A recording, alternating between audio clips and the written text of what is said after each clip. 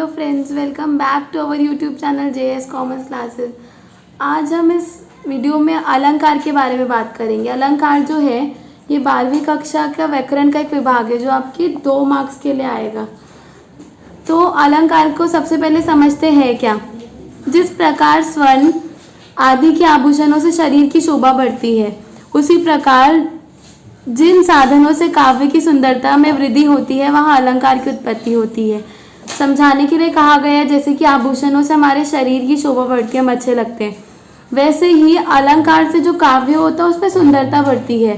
जैसे इफेक्ट्स आता है तो हमें अच्छा लगता है पढ़ने में। अलंकार के मुख्य रूप से 3 है, शब्द अलंकार, अर्थ अलंकार, उभय अलंकार। लेकिन इस बार हम सिर्फ अर्थ अलंकार पढ़ने वाले हैं, यानी 12वीं कक्षा में आपको सिर्फ अर्थ अलंकार का अध्ययन करना है। तो अर्थ अलंकार के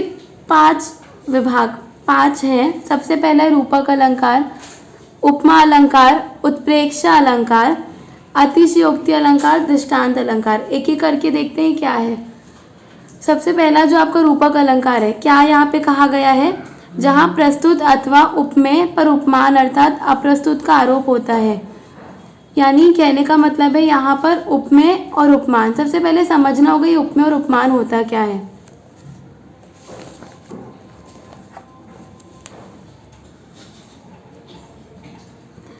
तो यहाँ पर उपमेय क्या है, उपमेय का अर्थ है जिसके लिए उपमा दी जाए। कहने का मतलब है जिस व्यक्ति या वस्तु की किसी अन्य से समता या तुलना की जाती है उसे उपमेय कहा जाता है।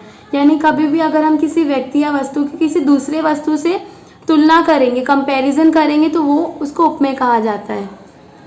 अब उपमेय तो हो गया, तुलना की जाती है जिस व्यक्ति या वस्तु की दूसरी से। अभी उपमान क्या होता है, जिससे तुलना या समता हो, यानी जो जिससे कंपैरिजन हो रहा होगा वो उपमान है।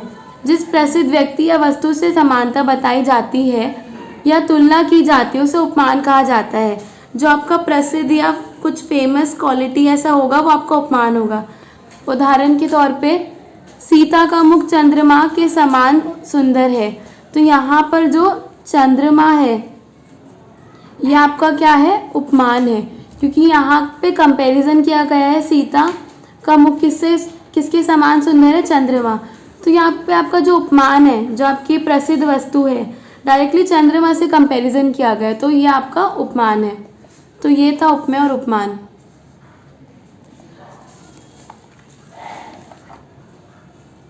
अब हम देखते हैं रूपक अलंकार क्या है। तो जहाँ पर प्रस्तुत अथवा उपमेय पर उपमान अर्थात अप्रस्तुत का आरोप होता है, अथवा उपमेय यानी आपका उपमेय जो उपमान है इसको एक ही माना जाता है, दोनों के बीच में कोई फर्क नहीं होता है, तो वो आपका रूपक अलंकार होता है। अर्थात एक वस्तु के साथ दूसरी वस्तु को इस प्रकार रखना कि दोनों अभिन्न मालूम हो, दोनों में अंतर दिखाई ना पड़े। यानी जब कंपैरिजन ना हो, एक चीज़ को दूसरी चीज़ के बराबर बताया गया हो, ना कि कंपेयर किया गया हो, तो वो आपका रूपक अलंकार है। इसका उदाहरण क्या है, उदू मेरे हृदय ताल था एक उद्यान न्यारा, शोभा देती अमित उसमें कल्पना क्यारिया भी, पायो जो मैंने राम रतन धन पायो। तो ये था आपका रूपक अलंकार। आगे उपमा अलंकार, ये क्या होता है, जहाँ पर किसी एक वस्तु की तुलना दूसरी लोक प्रसिद्ध वस्तु से रूप, रंग, गुण, धर्म या आकार के आधार पर की जाती है, वहाँ उपमा अलंकार होता है। अर्थात जहाँ उपमेय की तुलना उपमान से की जाए वहाँ उपमा अलंकार होता है। उदाहरण चरण कोमल सम कोमल, तो ये आपका क्या था, उपमा अलंकार। जहाँ पर कोई लोक प्रसिद्ध वस्तु की तुलना किसी दूसरे समान धर्म या गुण से की जाए, जैसे अभी हमने चंद्रमा वाला एग्जाम्पल उदाहरण देखा था।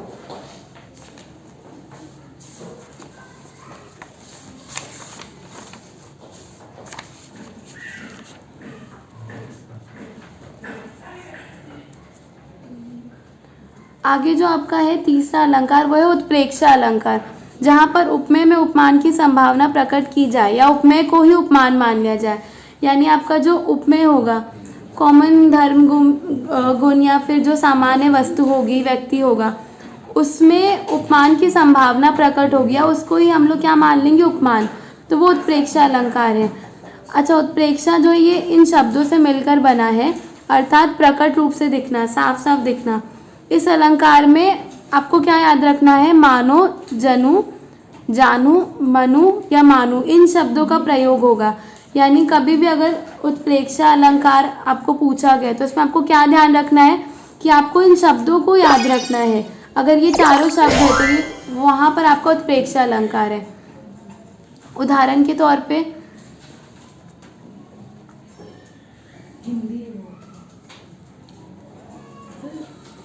सोहा तोड़े पित पट श्याम सलोने गात, मनो नीलमणि शैलकर आत्म्य परो प्रभात।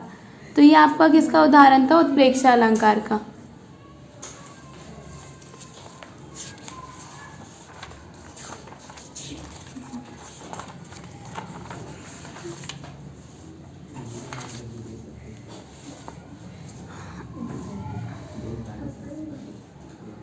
आगे आपका अतिशयोक्ति अलंकार है, जहाँ पर लोक सीमा अथवा लोक मान्यता का अतिक्रमण करके किसी विषय का वर्णन किया जाता है, वहाँ पर अतिशयोक्ति अलंकार माना जाता है। कहने का मतलब है, अच्छा, अतिशयोक्ति जो है वो दो शब्दों से मिलकर बना है, अतिशय और उक्ति, जिसका मतलब होता है बढ़ा चढ़ाकर कही गई बात।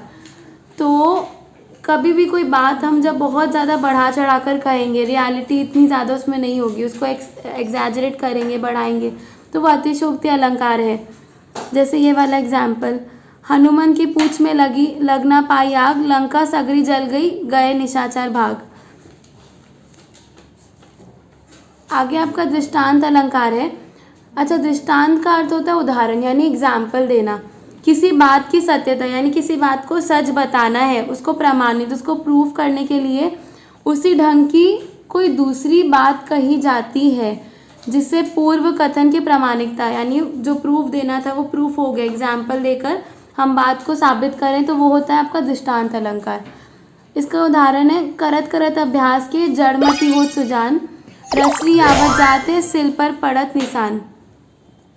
या ये वाला एग्जाम्पल जिससे आपको सही समझ आएगा और अच्छे से, एक म्यान में दो तलवारें कभी नहीं रह सकती, किसी और पर प्रेम पति का नारियां नहीं सह सकती।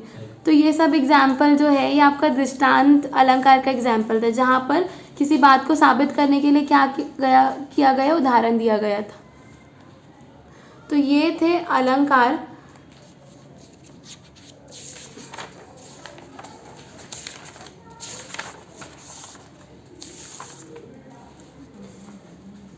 तो ये था अर्थ अलंकार के प्रकार जो आपको परीक्षा में पूछे जाएंगे, और यही 5 है जो आपको ध्यान रखने हैं और इनका अर्थ समझना है, और एग्जाम्पल्स भी, ये बात याद रखने की एग्जाम्पल्स पढ़ना है। यानी अगर ये एग्जाम्पल है तो फिर यही अलंकार है, रूपक अलंकार है। अगर आप ये सब करते हैं तो आप आराम से इसको लिख पाएंगे सही। तो मैं उम्मीद करती हूँ कि आपको ये अलंकार का व्याकरण जो विभागीय वीडियो ये भी पसंद आया होगा, समझ आया होगा। कोई भी डाउट्स आप कमेंट सेक्शन में लिख सकते हैं। चैनल को सब्सक्राइब करना ना भूलें, वीडियो को लाइक करना ना भूलें और दोस्तों के साथ शेयर करें। Thank you.